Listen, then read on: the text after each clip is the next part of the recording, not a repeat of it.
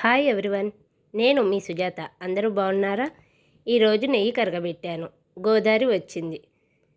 గోదావరి రాగిపిండి కలిపి రెసిపీ చేద్దామని ఇలా మొదలుపెట్టాను.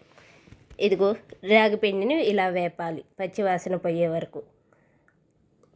ఎంతో బలాన్ని ఇచ్చే రాగిపిండిని ఇలా ట్రై చేయటం వల్ల పిల్లలు చాలా ఇష్టంగా తింటారు.